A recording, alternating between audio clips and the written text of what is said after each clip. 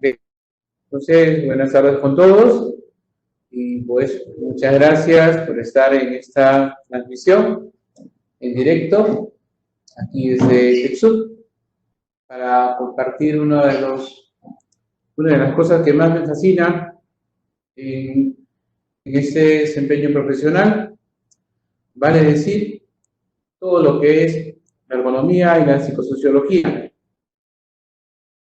la carrera de prevención de la seguridad y salud en el trabajo en TechSoup. Y bueno, pues vamos a empezar. Vamos a empezar el caso, pues, visualizando nuestra presentación. ¿Okay? Tenemos la aplicación de la ergonomía y la psicosociología en el marco de la seguridad y salud en el trabajo. Pues empezamos. Bueno, lo primero que deberíamos tener en cuenta es qué es la seguridad y la salud en el trabajo, ¿no? En teoría, nos dice que la seguridad y salud del trabajo, pues, en principio es un derecho fundamental de cada persona que tiene como objetivo prevenir los accidentes de trabajo y las enfermedades ocupacionales. Pero esto podrá darse en el contexto que tenemos en la actualidad. Bueno, pues les comparto un video a manera de reflexión. Algo así como casi 100 años, ¿no?, de editado, el genial Charles Chaplin, conocido como Tiempos Modernos. Les invito en estos 90 segundos a visualizar.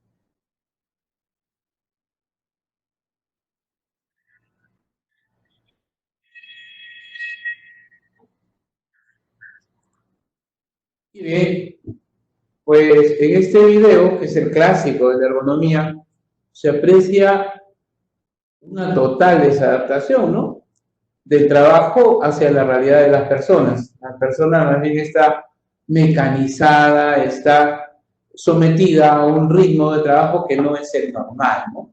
Entonces, esto, pues es algo que ya la ley prevé, la ley peruana de seguridad y salud en el trabajo prevé que no debe pasar, sino que más bien el empleador tiene la obligación de hacer esa prevención a través de un servicio propio o un servicio, pues, privado, pero tiene la obligación de tener estos sistemas. Y aquí es donde entra la ergonomía, ¿no? La ergonomía se ha definido de muchas formas desde siglos anteriores. Acá vamos a una de las definiciones más actuales directamente. La Asociación Internacional de Ergonomía nos dice que es el conjunto de conocimientos científicos, es decir, es una ciencia, aplicados para que tanto el trabajo como los sistemas, como los productos y los ambientes estén adaptados a esas capacidades y a esas necesidades físicas y mentales de la persona, ¿vale? Y para poder hacer este estudio en un espectro tan amplio como es lo que necesita un puesto de trabajo, como es lo que considera un puesto de trabajo, pues se ha visto por necesario hacer una división de esta ciencia, ¿no? La Asociación Internacional plantea esta división en 4 áreas fundamentales que son la ergonomía geométrica, la ergonomía ambiental, la ergonomía temporal y la ergonomía de las organizaciones, o también llamada macroergonomía. Bueno, en forma rápida podemos decir que la ergonomía geométrica es aquella que nos va a tratar sobre las necesidades espaciales de la persona, va a tratar también respecto de los medios, es decir, qué requiere, cómo debería ser su manejo manual de cargas, cómo deberían ser sus posturas, cómo debería ser la repetitividad, entre otras. La ergonomía ambiental es probablemente fácil de concebir, se refiere al ambiente en lo que es sonido, iluminación, ambiente mecánico, vibración, y en lo que es incluso la parte electromagnética, las radiaciones, la calidad del aire, los contaminantes físicos y biológicos, ¿no? Y la ventilación, es decir, el entorno. Pues este entorno también debería estar adaptado a la realidad humana, pues simplemente en un ambiente demasiado, con una temperatura demasiado elevada o muy fría, nuestra reacción, nuestra capacidad de trabajo no va a ser la misma. Después viene la ergonomía temporal, que nos va a hablar de los turnos de trabajo, de las personas que pueden trabajar en un solo turno, aquellos que rotan, ¿no? De los ritmos de trabajo y especialmente de cómo están organizadas las pausas, la relación entre pausas y descansos en el trabajo.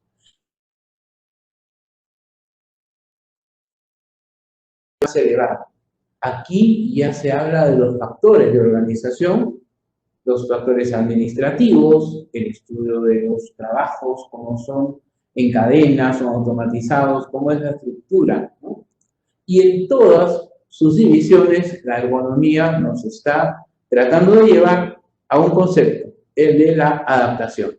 Por lo tanto, si bien hay una división en estas áreas, cuando abordamos un tema, cuando abordamos el estudio de un puesto de trabajo, no podríamos hacerlo solo en una o 2 o 3 de las divisiones. Tendríamos primero que investigar cuál es la más trascendente y si hay una relación entre una y las otras divisiones para poder abordar completamente el tema. Tenemos una segunda definición de ergonomía. Esta es dada por la Asociación Española de Ergonomía, la cual es similar a la anterior, pero que añade un elemento más, la multidisciplinaridad. Es decir, la ergonomía es una ciencia que la van a llevar profesionales de diferentes materias, la van a llevar ingenieros, la van a llevar médicos, la van a llevar pues arquitectos, la van a llevar diferentes profesionales para poder ver el mismo problema, la adecuación de los productos, de los sistemas, a las limitaciones, a las necesidades y características ya de los usuarios, no solamente del que trabaja. El que trabaja es un usuario de su entorno de trabajo, sino también del usuario de un producto, por ejemplo, ¿no? Y que busca optimizar la eficacia, la seguridad y el bienestar. En ese sentido, la ergonomía española tiene una clasificación en 7 campos.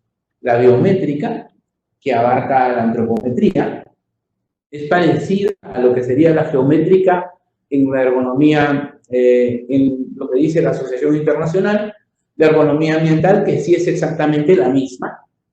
Y los otros campos van a ser la ergonomía cognitiva, que ya nos habla, por ejemplo, de la carga mental, de la percepción, la ergonomía preventiva, que nos habla de la seguridad en el trabajo, la ergonomía de concepción, que está basada principalmente en el diseño de productos, ¿no? Cuando hablamos de un producto ergonómico, ¿por qué decimos que es así, no? ¿Por qué decimos que una silla es ergonómica, que una jarra, un tomatodo es ergonómico? Pues porque se adapta, ¿no?, a las condiciones físicas que uno tiene.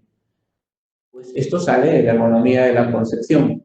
La ergonomía específica, que es la ergonomía que trata de adecuar el entorno a las personas que pueden tener alguna minusvalía, alguna discapacidad, para que tengan una relación más armónica y más cordial con ese entorno. Incluso en esta ergonomía específica estaría algo que está muy acorde con los tiempos, ¿no? Sabemos que la población económicamente activa está creciendo, está elevando su edad, y por tanto ya se requiere una ergonomía para mayores, ¿no? Un poquito mayores. Y por último, la ergonomía correctiva.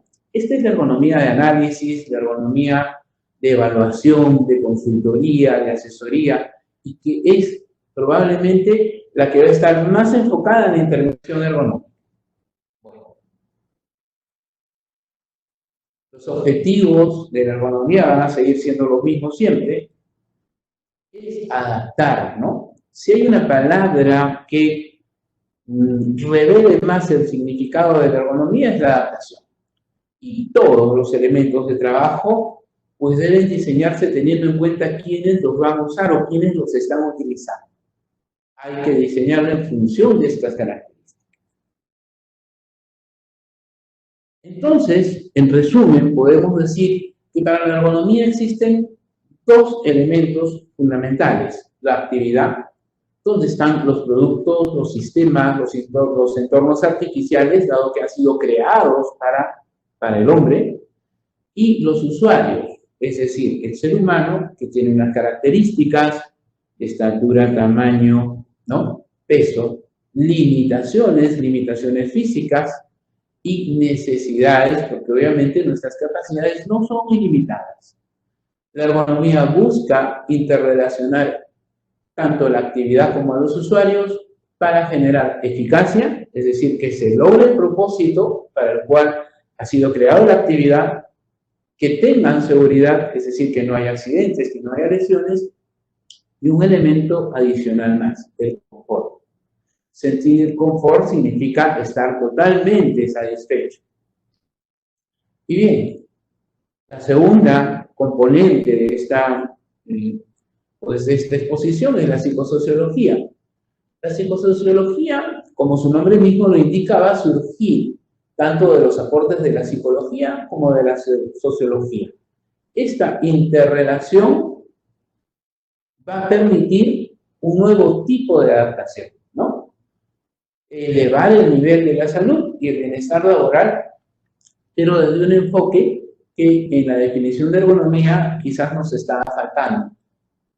La psicología en sí, como elemento de prevención, nos permite, por ejemplo, la selección de los trabajadores para una tarea concreta, que le hacemos en base a un perfil, favorecer la adaptación del trabajador al puesto, es decir, nos determina cuál debería ser el tiempo para que ese trabajador pues alcance la performance deseada, tanto en capacitación como en entrenamiento.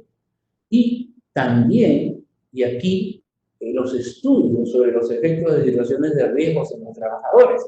Por ejemplo, en el video observamos un tema de mecanización, un tema de una pobre definición de trabajo, donde una persona se ajusta tuercas, pues es un trabajo con una pobre definición que solo mecaniza a la persona y reduce sus capacidades y le afecta, ¿no? Y la sociología. La sociología estudia el desarrollo y la estructura de una sociedad, y el entorno laboral es la sociedad que pues va a ser el enfoque, ¿no? Entonces los sociólogos analizan las formas en que las estructuras sociales, sean instituciones, clases, familias, ¿no? Y los problemas que pueden ocurrir en ellos, ¿no? Vale decir, por ejemplo, las patologías psicosociales, vale decir, pues el estrés, ¿no? Esto va a significar que la psicosociología va a entrar analizando a los factores psicosociales en el ambiente de trabajo. Estos surgen de la interrelación, ¿no? surgen de la interrelación entre el medio ambiente, la satisfacción o no satisfacción o insatisfacción del trabajador en su ambiente, y por otra parte de su capacidad. Probablemente un trabajador más capaz, más acorde con el perfil solicitado, pues va a estar más a gusto, ¿no es cierto? También va a ser un tema de cultura y un tema de una situación personal fuera del trabajo. Pero todo esto debería estar considerado y debe estar considerado dentro de un factor psicosocial porque va a incidir sobre la capacidad de esta persona para realizar bien o no su trabajo. En resumen, tenemos en la psicosociología el estudio de las interrelaciones entre un medio ambiente, un contenido de trabajo, unas condiciones de la organización vertical, si es horizontal, y las capacidades y necesidades y expectativas del trabajador, porque en la psicosociología sí estamos considerando como un elemento productivo, sino como aquella persona que quiere pues, superarse, que de pronto quiere hacer carrera dentro de una organización, que de pronto quiere hacer algo más. También tiene que considerar sus costumbres y su cultura.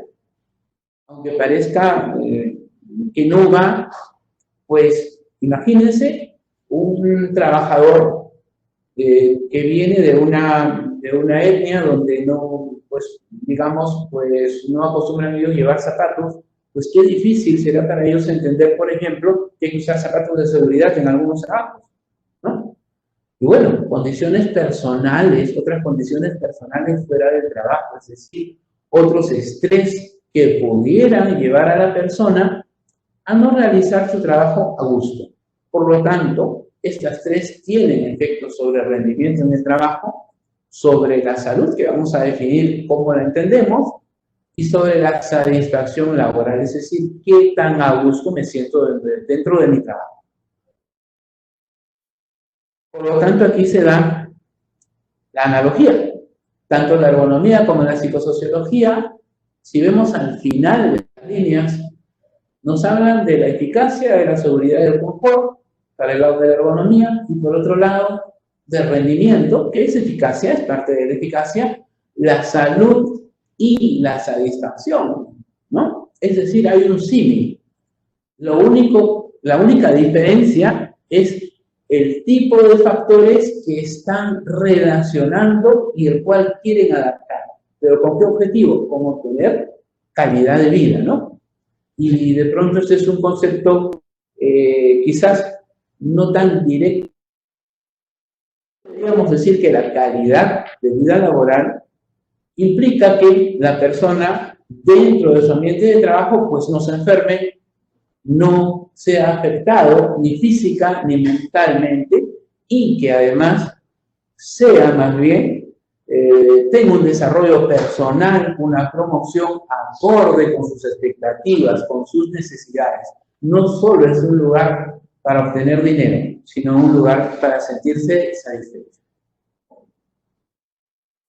La salud, por lo tanto, va a ser para nosotros un completo estado de bienestar, tanto físico, mental como social, no solamente la ausencia de enfermedades. Y eso significa que lo físico, lo mental, lo social deben estar en equilibrio para sentir ese bienestar. El bienestar que, ojo, si bien nos habla de una vida laboral, significa que eso trasciende afuera, ¿no? A su entorno familiar y por eso la persona está a gusto. Bien, la ergonomía y la psicosociología, por lo tanto, debemos verla ligados al progreso, ¿no? Cuando el hombre empezó a pensar cómo utilizar herramientas para facilitar lo que quería llevar a cabo, pues empezó el despegue. Al punto que podemos observar a la derecha, ya la tecnología es la que manda, hay un avance de la tecnología, pues, muy veloz, tanto que ya más bien tenemos que pensar en cómo adaptar las nuevas tecnologías a la persona para que no seamos superados, ¿no? ¿Y qué ocurre si no hacemos ergonomía, si no hacemos psicosociología? Bueno, sencillo. Si la persona desarrolla su actividad laboral, bajo condiciones incompatibles, su salud física y mental van a deteriorarse. Como consecuencia del trabajo van a aparecer patologías por un esfuerzo muscular inadecuado, por una postura forzada, por una monotonía que lleva a la rutina y que seguramente va a generar un desgaste, ¿no? Un estrés. Bien, por una inadecuada velocidad de producción, el ritmo impuesto por la máquina, por indebidas protecciones de materiales de equipos, por condiciones higiénicas de trabajo inadecuadas, en suma, por un diseño inadecuado del puesto de trabajo. Aquí en TechSoup, en la carrera del CETEC, pues tenemos una metodología particular para el enfoque de todos los cursos que se llevan, que son varios, dentro de los cuales la ergonomía y psicosociología tiene como base pues la aplicación directa de los conceptos enseñados, ¿no? Sea talleres, sea casos, estudio de casos, por parte de los mismos estudiantes. ¿Con qué objetivo? Con el objetivo de que sean capaces primero de ver cómo se puede cambiar ese entorno, cómo se puede utilizar las herramientas de la ergonomía, llámese antropometría, llámese biomecánica, en ese cambio de ese entorno y ese cambio que en palabras quizás más técnicas le llamamos intervención ergonómica, ¿no?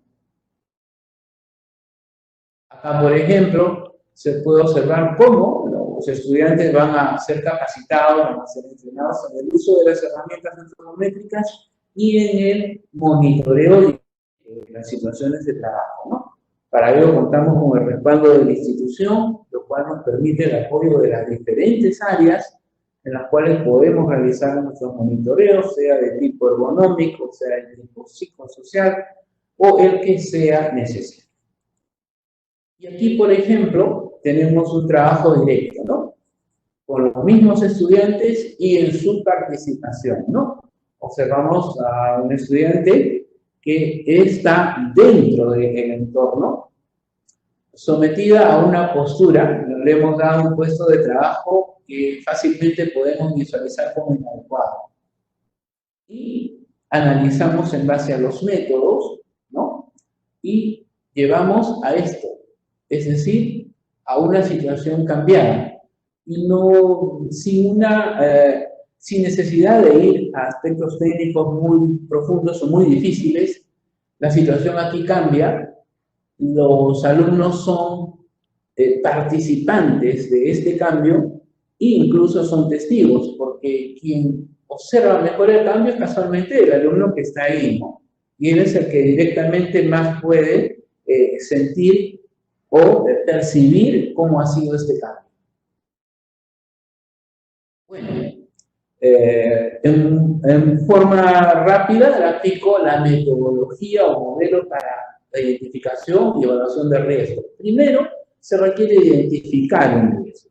Cuando nosotros monitoreamos un factor ergonómico o disergonómico o un factor psicosocial, primero que tenemos que identificar que el peligro existe. Luego, estimar este riesgo y evaluarlo. De allí se procederá a reducirlo, es decir, a aplicar la intervención ergonómica para reducirlo hasta que esto sea aceptable o se dé en la forma más excepcional, la forma más ideal, pues la ausencia de riesgo. Por ejemplo, tenemos entre las herramientas el ISO-TR 12295, es decir, esto es una herramienta bastante sencilla, donde con preguntas rápidas y directas, la persona define si hay o no un factor de riesgo o peligro disergonómico. Luego de lo cual utiliza las guías siguientes, guías rápidas o metodologías para establecer su aceptabilidad o no. Evidentemente, el peligro puede existir, pero si el riesgo tiene un nivel aceptable, pues podemos tolerarlo, ¿no es cierto? No es la única metodología. Inicialmente partimos con la norma básica de ergonomía, la cual transformamos en un checklist que nos permite también pues, visualizar Otros factores ergonómicos que de pronto no están considerados en la ISO-TR y por tanto se vuelve una herramienta vigente, ¿no? Vigente para esta identificación. Y luego, pues tenemos aquí una matriz hiperergonómica de la cual tratamos de visualizar principalmente que cuando tenemos una identificación puede aplicar o no el hacer una evaluación. Y esto va a depender de la aceptabilidad o no de una pieza, ¿no? Es así como queremos que lo tengan considerado nuestros alumnos. Y luego de eso se aplicará, según la respuesta, pues un método, ¿no? Bueno, luego ya no es un método tan vigente, más vigente va a ser el RULA, va a ser el prueba, pero dentro de este método, por encima de lo que obtenemos, ¿no? De una puntuación final que nos determina si algo es aceptable, si hay un riesgo bajo, mediano o inaceptable, lo que nosotros buscamos con el método es que la persona determine cuál es el factor dentro de la actividad, dentro de la tarea que hace la persona que está haciendo que eso sea no aceptable. Es decir, por ejemplo, en este método RULA tenemos pues obviamente las dos vertientes, ¿no? De factores y según su puntuación nosotros hallamos cuál sería el factor a corregir. Vamos a citar un ejemplo muy breve. Por ejemplo, si el tronco, que RULA tiene como una puntuación máxima de 6 con todo y correcciones, pues alcanza un 4 o un 5, pues esto significa que esa inclinación del tronco tiene pues un valor muy severo, o está lateralizado o está girado. ¿Y esto qué implica? Que hay que corregir, ¿no? Hay que eliminar esa necesidad de que la persona o gire o lateralice, o si es una inclinación, de pronto pues intervención podrá llevarse, por ejemplo, modificando el plano de trabajo, ¿no? Para hacer un ejemplo, y es lo que queremos que les quede claro a los estudiantes, ¿no? Entonces acá igual este nomograma se puede hacer en forma electrónica, se puede hacer en forma física. La idea es que la persona lo manipule, lo maneje de modo tal que pueda plantear su intervención ergonómica y visualizar si puede reducir ese nivel de riesgo y cómo lo haría. Y luego ese planteamiento, cómo lo lleva a la realidad, ¿no? Vamos a avanzar un poquito.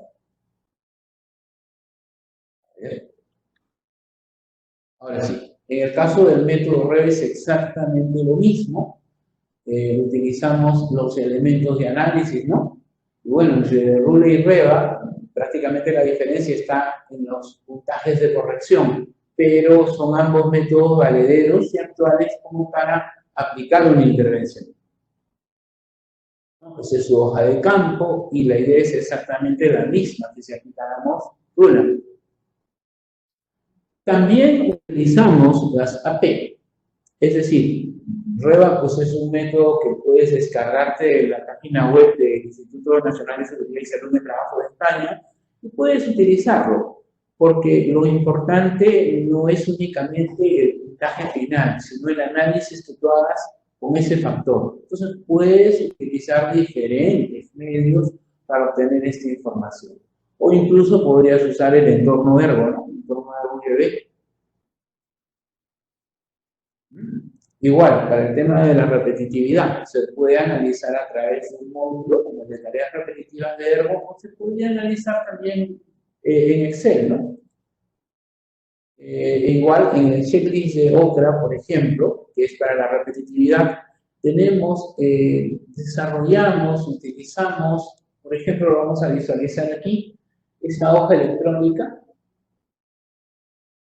Es una hoja electrónica que viene del Instituto Nacional de Seguridad y Salud del Trabajo de España, donde tú puedes, pues, simplemente aquí ir acomodando los valores que encuentras y obteniendo un resultado, ¿no? ¿Y cuál es la idea? La idea es que este sistema te permita hacer no solo la evaluación, sino también plantear el cambio. ¿Cuál sería el cambio? ¿Cuál sería la intervención? Bien, también si, bueno, si tienes en el entorno ergo, pues seguramente va a ser más fácil y te lo va a visualizar mejor, ¿no? Igual, hay métodos como el método MAC que no requieren ni un cálculo difícil ni específico, o a lo mucho son sumas, y que también te muestran cuáles son los factores que deberías corregir en una manipulación manual de cargas. No se trata únicamente de decir si es aceptable o no, sino que lo que queremos es que la persona visualice cuáles son los factores que tiene que corregir y en base a eso plantee su intervención. Esa es la intención. Igual, cuando hablamos del método de Navier, pues es lo mismo. Ese método se constituye en base a multiplicadores. Pues bien, esos multiplicadores dependen de las condiciones en que se trabajan y entonces es sobre ello que se puede incidir. También tenemos las hojas de cálculo que nos da el Instituto Nacional de Seguridad y Salud del Trabajo de España, que funcionan igual que lo que vieron en el OCRA. Podemos visualizarlo unos segundos. A ver.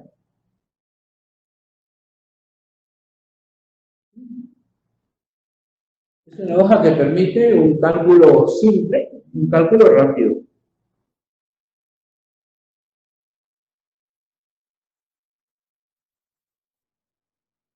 Nos permite un cálculo simple, un cálculo rápido, ¿no? Aquí están las condiciones, aquí están los factores y por último la tabla de resultados. Y efectivamente lo que se busca aquí con el alumno es que no solo sea capaz de registrar los valores que tiene la tarea, sino que sea capaz de plantear una modificación que arregle la condición que está visualizando. Tenemos tanto hoja electrónica para el NMC, la manipulación manual de carga simple como compuesta, ¿no? O para la aplicación de fuerzas. En realidad, los métodos, ¿no? Los métodos los visualizamos pues en los diferentes ciclos que a lo largo de la carrera se lleva la ergonomía, ¿no? Es decir, los 2 años de la carrera pues se visualiza a través de diferentes ciclos las metodologías, los principios. También, por ejemplo, lo que corresponde a la carga mental, normalmente podemos utilizar en las ATLX, en la parte organizacional el método BESIAC, en la parte psicosocial, pues hablamos pues de listas, hablamos de el Psico 3.0, hablamos de la batería colombiana, ¿no? Donde pues van a tener sus ventajas y desventajas, ¿no? Entrevistas y 5.0 son complementarios, siendo más extenso el cuestionario del segundo, y la batería colombiana sí presenta, por cierto, ventajas porque nos habla de factores de estrés no solo laborales o intralaborales, sino también extralaborales. Por ejemplo, lo que puede ser una realidad en el Perú, el tiempo de transporte, que también implica un nivel de estrés para los usuarios. ¿Y dónde interviene la ergonomía? ¿Dónde interviene la psicosociología? Pues en todo esto, en todo tipo de trabajo, sea físico, manual, investigación, voluntario, teletrabajo, doméstico, extra, informal. Ahí debemos aplicarla. Con el mismo nivel, no. Una cosa es una pyme, otra cosa es una empresa grande, ¿no? Para las pymes, pues las cosas deberían ser más simplificadas, como, por ejemplo, la legislación española sí lo tiene bien claro, ¿no? Hay una relación definitiva entre el trabajo y la salud, ¿no? Cuando esta relación cruza el umbral del peligro, sea un peligro mecánico, eléctrico, físico, químico, biológico, ergonómico, psicosocial, ahí va un daño, ¿no? Y entonces, ¿qué es lo que nosotros tenemos que hacer? Es visualizar, según su probabilidad, su nivel de consecuencia y exposición, cuál es su magnitud y cómo lo controlamos. Al final, el objetivo de la ergonomía y la psicosociología, por encima de evaluar en base a una metodología y de definir qué factores intervienen, es el control, la reducción de este tema. ¿Y dónde más? Pues deberíamos aplicar tanto ergonomía y psicosociología en todo el sistema, en el conjunto de elementos. Estaríamos hablando de una macroergonomía, en la gestión, en las actividades del sistema de gestión, ¿no? En los diferentes sistemas de gestión de seguridad, de higiene, de calidad, de medio ambiente, sistema de gestión de ergonomía, de salud ocupacional, ¿no? Ahora hay normas, ¿no? Ahora hay una norma que está mucho más cercana a la ergonomía, que es la ISO 45000. Bien, esos son los sistemas. La ISO 45000 definitivamente es una norma, voy a enfocarme un poquito nada más en ella, que en sus diferentes acápites nos refiere a la ergonomía y nos habla, ¿no? Por ejemplo, aquí, en lo que es acá, ¿no? Siempre en el punto, si vienes en el punto 6321A, ¿no? Considerar, ¿no? Considerar, dice, cómo se organiza el trabajo y más allá, en el acápite de los factores humanos propiamente. Y está llena de puntos que directamente enfocan a la ergonomía. Entonces es una norma bastante favorable y directa hacia nuestro trabajo. Si para el prevencionista dentro de su entorno de trabajo le preguntaran ¿por qué hacer ergonomía o psicosociología en una empresa? La respuesta sería simple. Hay que ver qué nos está pasando o qué nos ha pasado, cómo lo podemos cambiar, cómo lo podemos mejorar. Hay quejas, molestias, lesiones, hay que intervenir ahí. Hay nivel de complejidad o de atención muy alto, que la gente ya se está estresando, pues hay que intervenir. ¿O acaso el problema está más bien en los factores ambientales, sea ruido, contaminación, temperatura, o vibraciones, o radiaciones? Pues hay que intervenir. O quizás es en un entorno de oficina donde el mobiliario, pues, es lo que está generando, el estrés a las personas. Pues tú puedes tener una buena silla ergonómica, pero de punto muy grande, y de pronto, pues, no tiene el alcance como para reducirla de tamaño. Entonces no te conviene. O podría ser más bien por las herramientas. A veces no utilizamos las herramientas correctas, como se puede ver arriba, o las utilizamos mal, ¿no? Y aquí también incide la ergonomía. O a veces los errores son de diseño y pueden ser errores graves. O puede ser un tema de situación de conflicto, de acoso, de estrés. Nosotros cuando aplicamos un ISTAS, cuando aplicamos un cuestionario psicosocial como el PSICO 3.0, estamos tratando de descubrir ese tipo de situaciones en base a las respuestas, obviamente a las respuestas conscientes de los trabajadores que nos permitan visualizar esos tipos de problemas, ¿no? Ahora, ahí queda el asunto, no, porque después de que tú detectas un problema o consideras que hay un problema, pues que hay que hacer la consulta más directa, ¿no? Como un foco group.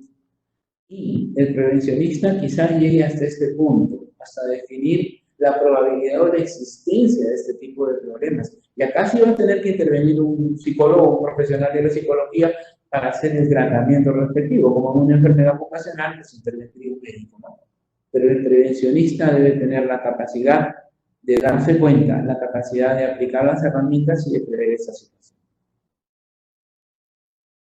Bien, también pueden ser problemas organizacionales. Acá se puede ver una organización partida, es decir, donde no hay comunicación o no hay una concordancia, ¿no? Es como si fueran dos equipos separados donde cada uno piensa que los problemas de uno no tienen nada que ver con el otro, lo cual es fundamentalmente un error, ¿no? Y, por último, y lo dejo al último, es importante, pero no debería ser la prioridad cumplir la ley, ¿no? Porque tenemos a SUNAFIL, porque tenemos al Ministerio de Trabajo, no significa que nuestro nivel sea el nivel cumplimiento. El nivel en que queremos aplicar la ergonomía y la psicosociología debe ser un nivel de mejora, un nivel de protección, un nivel de prevención por encima de lo que las normas nacionales o internacionales nos dicen. ¿Por qué hacer? Porque esto sí es sinónimo del futuro, ¿no? Queremos progresar, queremos tener altos estándares, queremos llegar a un alto desarrollo, pues hay que hacer ergonomía, hay que hacer psicosociología en nuestras organizaciones. ¿Y cómo se hace? Bueno, ¿cómo hacer? En realidad no hay una receta. No hay una receta o un camino único, pero sí es posible construir un camino propio. Es decir, no pretendamos tomar pues recetas copiadas. Más bien, busquemos las recetas que han aplicado otras personas, pero adecuémosla a nuestra realidad de la empresa, de la organización, de sus intereses, de sus metas, de sus desafíos, de su cultura y seguramente principalmente de los recursos. La ergonomía dice, si bien posee una característica disciplinar compleja, pues también nos enseña que hay pues valores propios, estratégicos, ¿no? Que toda institución inteligente quiere tener. Por ejemplo, el mantenimiento del negocio, por ejemplo, el crecimiento, ¿no? Y entonces, no solo lo veamos como una metodología de cumplimiento legal, sino como una ventaja, una situación en la cual nos puede llevar a liderar el proceso que tenemos, ¿no? Y liderar dentro del mercado, liderar dentro del público. Eso es la ergonomía y la psicosociología. Bien, aquí, ¿cómo vamos de tiempo? Ya, entonces, esto lo dejo si es que tenemos más tiempo luego de las preguntas, porque en realidad esta es una herramienta hecha por la OIT del siglo pasado, así que no tiene nada de nuevo, donde nos dice dónde podemos utilizar la ergonomía, ¿no? Y por si acaso no solo existe en libro, también existe en aplicación. Usted puede aplicar, descargar de la web del internet el checkpoint ergonómico y hacer su propia comprobación. Yo solo voy a abrir una de estas, ¿ya? Vamos a abrir, por ejemplo, el tema de quizás herramientas manuales. A ver, solo para visualizar, ¿no? En tareas como herramientas manuales, ¿qué nos convendría? Por ejemplo, estas son herramientas ergonómicas, ¿no? Se ve que el diseño del mango no es el clásico, porque el mango está hacia arriba o hacia abajo, con la posibilidad de que la persona no haga flexión en su mano, sino que mantenga una posición neutra respecto de la muñeca y puede ejercer o mayor fuerza o direccional, ¿no? Entonces, por ejemplo, esa es una aplicación de la ergonomía. Otra, aquí, donde podemos ver cómo se aplica esta herramienta. ¿Aplicarla con un dedo o aplicarla con 4? Pues evidentemente es más fácil con 4. O aquí, un mango ergonómico. ¿Por qué es ergonómico? Porque se ajusta a la curvatura de la mano, ¿no? O este tipo de utilizar resguardo. La ergonomía es segura. Si no es seguro, no es ergonómico. Y, por ejemplo, la suspensión. Para herramientas que deben usarse repetidamente, pues uno de los factores que nos ayuda es quitarle la gravedad, ¿no? Quitarle el peso. Eso lo logramos, pues, colocándola hacia arriba, sostenida. Igual aquí, sea una herramienta de precisión o no lo sea. Igual acá, igual aquí, en todo un taller. Y bien, hasta aquí voy a cerrar esta y volvemos a la anterior. Entonces, hay varios componentes. O un tema más, el tema del enfoque, ¿no? Se habla del enfoque anglosajón y el enfoque francés. no son competitivos, más bien son complementarios, es decir, ni un enfoque es mejor que el otro. Ambos debemos utilizarlo para hacer esa adaptación de la manera más adecuada, ¿no? Esa adaptación o esa transformación. Y bien, antes de alcanzar el tema de preguntas, quisiera redondear esta exposición diciendo lo siguiente. La pirámide del aprendizaje nos habla de que cuando escuchamos algo, pues nos queda como el 9%. Cuando lo leemos nos queda como el 10%. Cuando lo utilizamos, pues ya como el 20%. Cuando demostramos algo, lo logramos demostrar 30%. Cuando lo podemos argumentar 50%, ¿no? Cuando lo ponemos en práctica 70%. Dice que cuando buscamos enseñar a otro, pues estamos probablemente en lo más productivo de la pirámide del aprendizaje. Es por eso que el estilo que quiero dejar aquí es esto, ¿no? Desarrollemos la ergonomía si queremos progresar como nación, como instituciones, desarrollemos la ergonomía.